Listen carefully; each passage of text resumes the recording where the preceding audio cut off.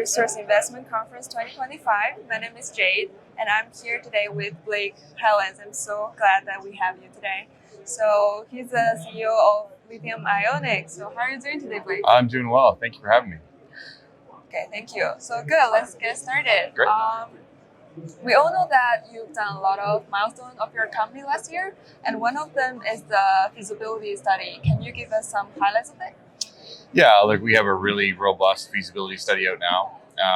It's a low cost. We have $266 million to build our project. It's a 1.3 million ton producer, roughly 200,000 tons of concentrate producer. All in sustaining costs in that, probably somewhere around $550 a ton. It's a really robust, I think an excellent economic story.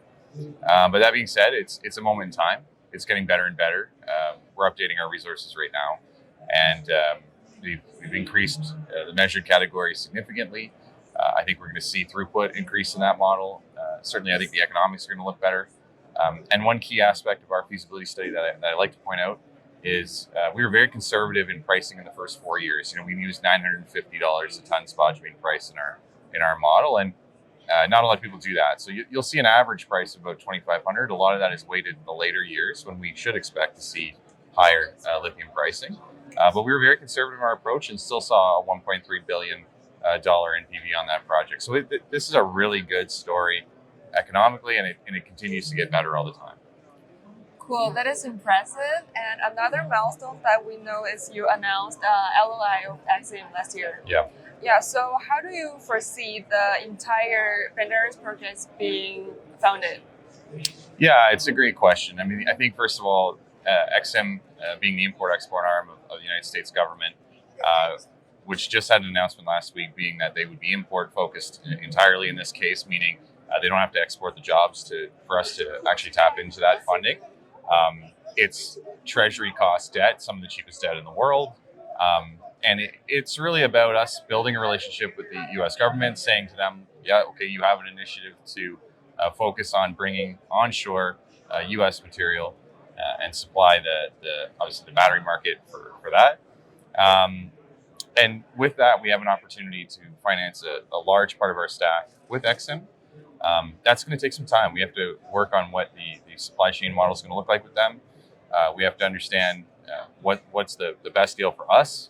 We've announced in there that Southcom, which is essentially the military complex of the U.S., would like to offtake material.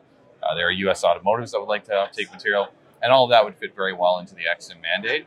But I would say near term, we have a lot of opportunities that are non-dilutive to our shareholders now and potential shareholders going forward that can fast track our build timeline, and so that we can start right away and actually get this project up and running by 2026. Cool. So now I'd love to discuss something about the Baixa Grande. So how do the mineral resource estimate will influence your company's plans to fully realize its potential? Yeah, Baixa Grande is a really interesting project in Salinas. It's obviously away from the area that we had the feasibility study.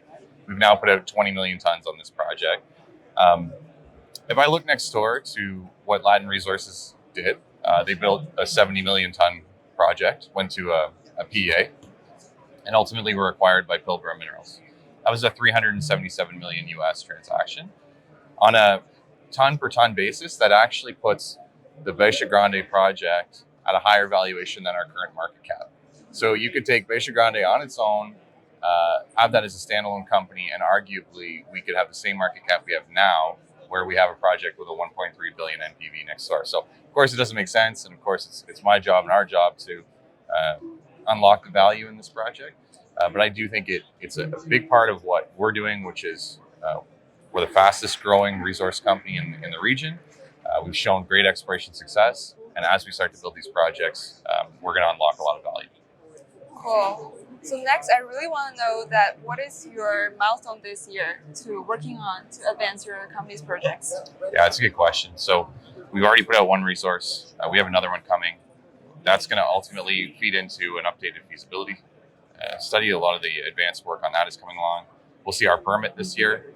We'll see the financing package this year, and you'll start to see us build this project now. So we are at the point where I think investors are recognizing that. We're being recognized to an extent, but we will start to close that value gap very, very quick this year. Yeah. Well, that is exciting. But we all know that external environment is also important, like the global lithium market and the demands for EVs. So how do you think that environment will influence your company? Yeah, I think the EV market is still having healthy growth.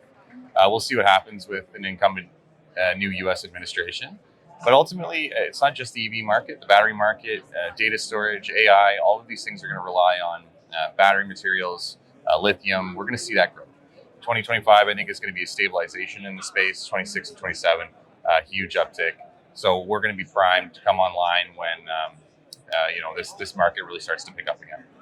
Cool. So we also know that you have 6 analysts to covering your company's target price from $2 to $8. Yeah. So do you think your company stock price is undervalued? Yeah, I think that those are undervalued, quite honestly. I think that we can get through all of those expectations. I think some of them are extremely conservative to where we can be. I mean, there's a project right next door in Sigma Lithium with a plus $18 Canadian share price. We're looking to close the gap with them and ultimately show the same exact value that they're bringing next door. That's a $2 billion company next door. So that's what we are going to work on. That's what we have to build. I expect to blow through all of those expectations, to be totally honest with you. Yeah. Cool. Sounds good. Thank you so much for your time today. Thank you very much. I appreciate it. Hope you enjoyed the show today.